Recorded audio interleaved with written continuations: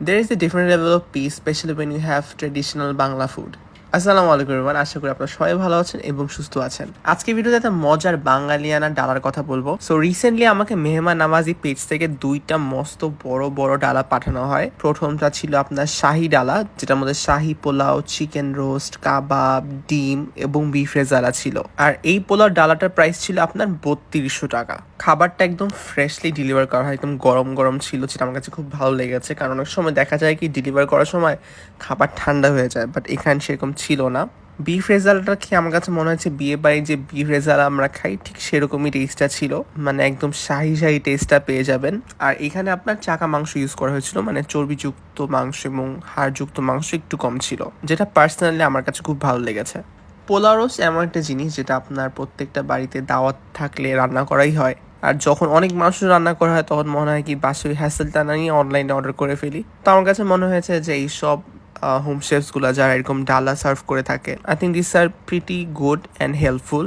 পোলাওর ক্ষেত্রে এখানে তারা চিনি গুঁড়া চাল ইউজ করেছিল। আমি প্ল্যানে অনেস্টলি এত বেশি এক্সাজারেট করবো না, কারণ আমি জানি এখন প্রত্যেকটা পেজে পোলাও রোস্টে ডালা সেল করছে। আর আপনারা অনেকেই জিজ্ঞেস করবেন এটার মধ্যে ইউনিক জিনিসটা কি আছে। যে জিনিসটা আমার সব থেকে বেশি ডিফারেন্ট লেগেছে সেটা হচ্ছে তারা রোস্টের মধ্যে না এক্সট্রা একটা ঝোল থাকে সেটাও দিয়ে দেয়। কারণ অনেক সময় দেখা যায় কি ডালার মধ্যে চিকেন দিয়ে দিলে চিকেন শুকিয়ে যায়, তো এক্সট্রা রোস্টের গ্রেভি থাকলে খেতে খুব ভালো লাগে। আর আপনি যদি বিফও না খান রোস্টের গ্রেভি নিয়ে নেবেন, অ্যান্ড আই থিঙ্ক আর কিছু লাগেও না। 8 পিস রোস্ট যেহেতু ছিল, তো আমার কাছে মনে হয়েছে 8 জন ইজিলি শেয়ার করে খেতে পারবে, বিকজ পোলার পোর্শনটাও বেশ ভালো ছিল। চিকেন কাপটা নর্মাল ছিল, নাথিং টু রেভ অ্যাবাউট। আর এইসব থালি ডালা যেটাই বল না কেন, এটার মজা হচ্ছে আসলে আপনার যখন সবাই মিলে একসাথে খাবেন তখন। আমি প্রেফার করি খাবারটা আলাদা প্লেটে নিয়ে তারপর খাওয়াটা, বিকজ অনেক সময় দেখা যায় কি ডালার মধ্যে বসে পড়লে খুব আনহাইজিনিক লাগে এবং অন্যরা যারা খাবে তাদের জন্য খাবারের জুটো হয়ে যেতে পারে। ওই জন্য আমরা একটু ভেবে খাই। বাট এই পোলাও ডালার প্যারাটার থেকে আমার আরেকটা ডালা খুবই ভালো লেগেছে, বিকজ ওরকম কিন্তু আমি এর আগে কখনোই খাই নাই। আমি এই ডালটা শেষ করে আরেকটা যাচ্ছি। এখানে যেহেতু তারা চিনি গুঁড়ার চাল ইউজ করেছে, যার কারণে রাইসটা বেশ ঝরঝরা ছিল। আর অবভিয়াসলি রোস্ট আমার কাছে সবসময় যদি ঝোল কম থাকে আমার ওই রোস্টটা ভালো লাগে না, তো যেহেতু এখানে এক্সট্রা ঝোল ছিল ইট ওয়াজ প্রিটি নাইস। আর বিফ রেজাল নিয়ে কি আর বলবো, মাংসটা একদম নরম মশলাদার, জয়ফল জয়ত্রী টেস্টটাও পাওয়া যায়। আমার মনে হয় রোস্ট বাদে শুধু আমি যদি বিফ রেজালা দিয়ে খাই তাতে আমার পেট ভরে যাবে। ইট ওয়াজ দ্যাট গুড।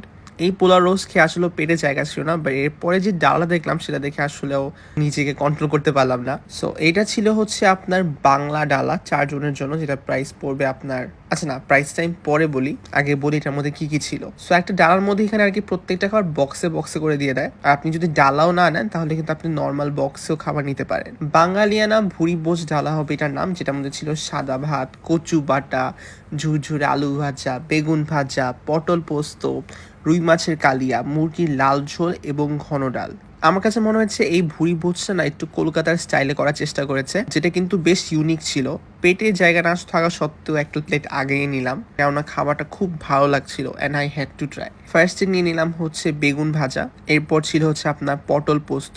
আমি আসলে পটল তেমন একটা খাই না, মানে কখন পটল খাইনি আর কি। ইভেন টার্কেও যখন পটল একটা সবজি দিত ওইটাও খেতাম না।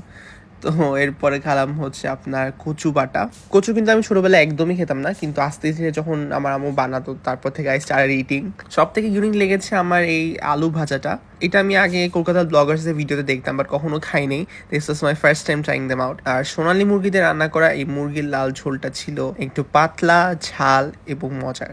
আপনারা হয়তো অনেকেই জানেন যারা আমার ভিডিও আগে থেকে দেখছেন যে আমার সব থেকে পছন্দের খাবার হচ্ছে মুরগি, আলু আর ডাল। এই 3টা আইটেম থাকলে আমার কিছুই লাগে না। সো এই কম্বোটা দেখে আমার কাছে লেজিট মনে ছিল যে দিস ওয়াজ মাই ডে।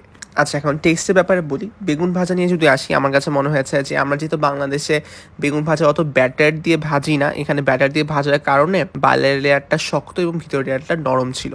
অন্যদিকে রুই মাছের কালিয়াটা একদম ঝোল ঝোল করে রান্না করা হয়েছিল, মানে অতটা বেশি পাতলা না, ঝোলটা বেশ ঘন ছিল। আর মাছটাও বেশ ফ্রেশ, মানে খেলেই বোঝা যায় যে একদম ফ্রেশ টাটকা মাছ কিনে তারপর রান্না করেছে। কচু বাটাটা আমার কাছে বেশ ভালোই লেগেছে, অত বেশি মশলাদার না, খুব নর্মালি রান্না করেছিল। সরি, রান্না না, বাটা হয়েছিল আর কি। আর সবার শেষে মুরগি তো লাগবেই। মুরগির মাংস, ডাল আর আলু, উফ, হেভেন।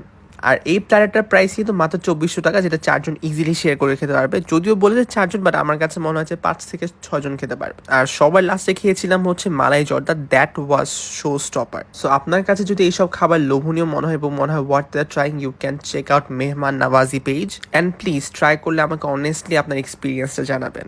Happy eating.